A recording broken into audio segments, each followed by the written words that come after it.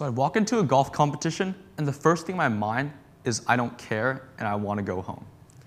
Now you all might be thinking, why would I come to a TEDx and the first thing that I say is I don't care? Here's a word to make this all make sense: expectation. Now before I go any further, here's a little bit of background. As a golfer, it's really hard to not play golf for a long period of time. For me, a maximum is usually 2 days. But 2 days before that, I came back from a 10-day trip to Alaska. And during those 10 days, I didn't touch a single golf club. And at that time, in that tournament, the only way I could get through that is by telling myself that I don't care, to lower expectations and lower the pressure. Because from what I've seen through the years is that when I lower expectations, I can actually perform better than when I have expectations and try to do my best. Now, a few reasons why this is actually good. So first is the ability to reduce stress. Stress, for me, comes from a lot of pressure. And pressure is what comes from expectations. So in my mind, I just thought, why can't I just eliminate all three of these things? I eliminated the expectations, which led to no pressure, and therefore that meant less stress. I just did whatever I wanted to do. Think of yourself as actions and the ground as emotions. If you lie on the ground, that hurts. Actions, when they hit emotions, that's not good. When a bad golf shot turns into an angry reaction, that can lead to even more bad shots. If you're a real golfer, you know what's happening. So what I did was I lowered these expectations and tried to reduce the stress so I could have better outcomes. Instead of lying on the ground, I put a mattress in between myself and the ground, meaning I had this little buffer or this little padding. So if I hit a bad shot, I could just tell myself that I don't care, my expectations are low. So therefore, the reactions aren't as bad. Now, next is resilience.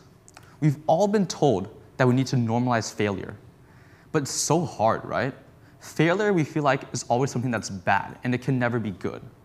But what if failure is normal? What if failure is something that you knew was going to happen? This is exactly what this mindset is all about. You don't know what's going to happen, and you don't have a set outcome that you want. So failure, when you encounter that, that's just something that you think is regular, and that leads to growth challenges. When you accept failure, growth opportunities are very easy to come by. Now think about a test that just didn't matter. It was 0% in your grade, and you can get 100% easily. Would that feel like less stress? Obviously it would. But what if that test had one problem that was super hard? It was an obstacle. If you have this mindset, obstacles don't seem like a big problem because you don't have a set path. You're not so emotionally invested into this that you think you can do whatever you want to do. You'll have more calm and collectedness when you encounter these obstacles. Third is flexibility. We need to be able to tell ourselves that there isn't just one way to success. Let's say you're trying to solve a puzzle. For me, I like to do outside pieces, then slowly move inside. But another way you could do this is start by doing the inside pieces and slowly build out. Or if you want to go to San Francisco, you don't have to just bike there or just walk there. You could even take car, or you can even fly there if you're in LA.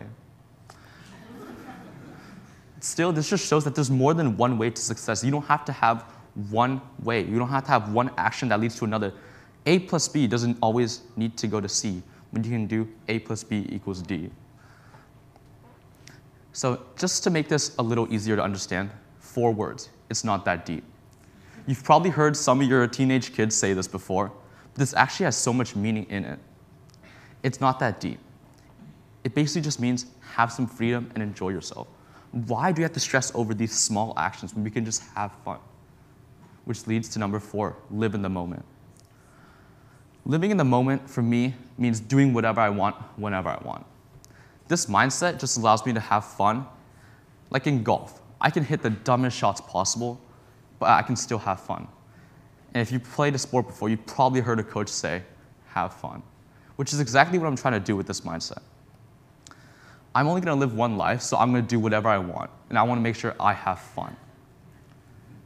This tool, this mindset, is like a sharper knife to cut your vegetables. But at the same time, you're going to have to deal with the cuts. The cuts with a sharper knife are going to suck. First is loss of passion. We know that expectation means passion. When you expect to do something, that means you have an incentive to want to do it. I mean, that's where the passion comes from. So in order to counteract this, you need to be able to understand that you need to have a balance between expectation and freedom. If you have too much expectation and no freedom, you're not going to have fun.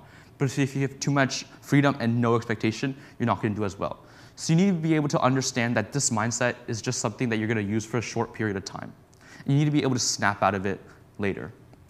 Next is lowered expectations. Be able to tell yourself that this mindset is just a temporary change in your beliefs just to help yourself do better and have more fun. Later, you need to be able to snap out of it again and tell yourself, hey, I still like what I'm doing. I still know that I want to do what I have to do. So now think about it. Are you willing to take on this sharper knife to cut your vegetables, but deal with the cuts? Thank you for listening.